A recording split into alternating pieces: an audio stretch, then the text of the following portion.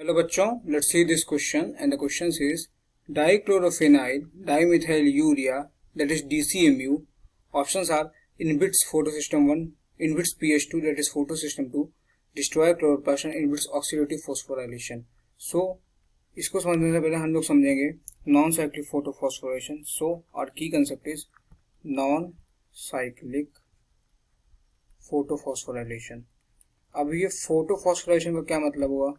तो फोटोफॉस्फोराइलेशन का मतलब हुआ कि जो है formation of ATP in the presence of light. कैसे? फोटो मतलब जैसे कि होता है लाइट और फॉस्फोराइलेशन मतलब होता है formation of ATP. So photo मतलब है लाइट एंड फॉस्फोराइलेशन मतलब है एटीपी फॉर्मेशन. ATP formation. और नॉन साइक्लिक का मतलब होता है एक इलेक्ट्रॉन जहां से निकला वहां पे वापस नहीं आ रहा, तो नॉन साइक्लिक का मतलब हो गया. इसमें होता क्या है? तो इसमें एटीपी और NADPH2 दोनों प्रोड्यूस होते हैं. ये नॉन साइक्लिक फोटोफॉस्फोरेशन की बात हो रही है. उसके बाद हम लोग DCMU के बारे में समझेंगे क्या करता है. एटीपी और NADPH2 दोनों फॉर्म होते हैं इसमें. सेकंड में क्या होता है?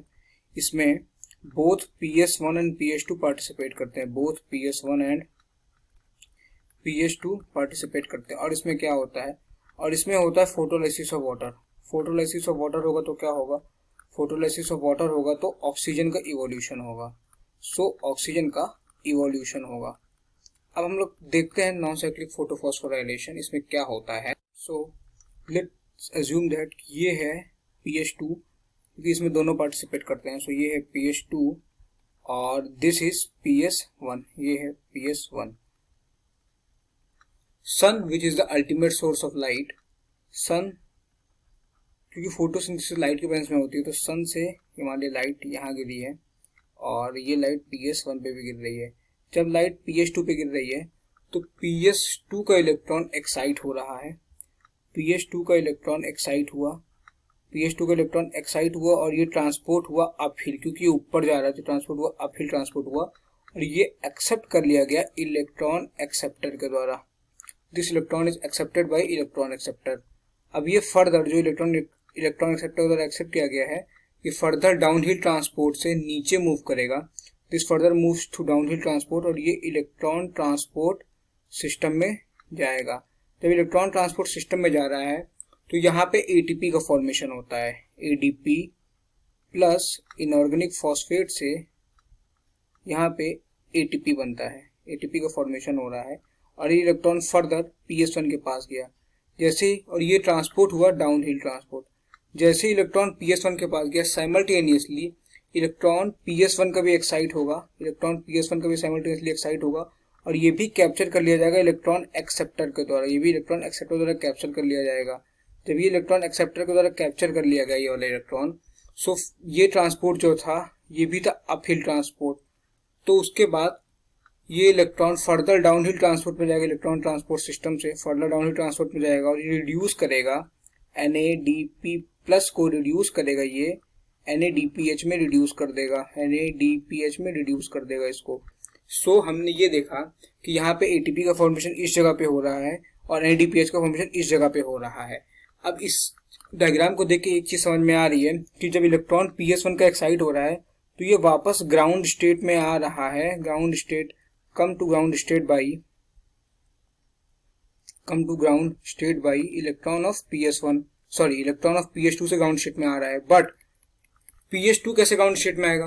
तो PS2 ग्राउंड स्टेट में आएगा पानी की मदद से. कैसे पानी की मदद से? H2O को जब ब्रेक करेंगे तो ये देगा 2H plus 2 electron plus oxygen molecule निकल रहा है. Oxygen gas. तो इसीलिए देखिए यहाँ पे इवोल्यूशन ऑफ ऑक्सीजन हो रहा है और ये 2 इलेक्ट्रॉन जो है ये PS2 को ग्राउंड स्टेट में लेके आता है. यही 2 इलेक्ट्रॉन PS2 को ग्राउंड स्टेट में लेके आता है. तो ये कंसेप्ट होगा नॉन साइक्लिक फोटोफॉस्फोराइलेशन का. अब इसमें DCMU का क्या काम होता है? जो DCMU होता है ये एक तरह का VD साइड होता है. ये VD साइड होता है. VD साइड ये करता क्या है? VD साइड करता क्या है? तो ये VD साइड करता ये है कि ये इनहिबिट करता है नॉन साइक्लिक फॉस्फोराइलेशन को इनहिबिट करता है. कैसे इनहिबिट करेगा नॉन साइक्लिक फॉस्फोराइलेशन को? तो इसको इनहिबिट करता है by inhibiting photolysis of water. Photolysis water नहीं होने देगा, फोटोलिसिस वाटर नहीं होने देगा और इलेक्ट्रॉन ट्रांसपोर्ट भी नहीं होने देगा, फोटोलिसिस वाटर भी नहीं होने देगा और इलेक्ट्रॉन ट्रांसपोर्ट भी नहीं होने देगा, वाटर एंड इलेक्ट्रॉन ट्रांसपोर्ट। सो इससे होगा क्या, इससे होगा ये कि नॉन साइक्लिक फोटोफॉस्फोरेशन होगी नहीं। अब अगर वाटर इनहिबिट हो रहा है, फोटोलिसिस वाटर की अगर इनहिबिट हो रही है, सो जो ये वाला प्रोसेस है, अगर इनहिबिट हो रही है तो जो ये वाला प्रोसेस है, ये वाला प्रोसेस ये होगा नहीं। जब ये नहीं होगा तो जो pH2 का इलेक्ट्रॉन ये वापस जो है ग्राउंड स्टेट में नहीं आ पाएगा। सो यहाँ से एक्सटर्नल इलेक्ट्रॉन डोनर के जैसे वाटर बिहेव नहीं कर पाएगा और ये pH2 को इलेक्ट्रॉन नहीं देगा, जिससे pH2 का इलेक्ट्रॉन ग्राउंड स्टेट में नहीं आ पाएगा।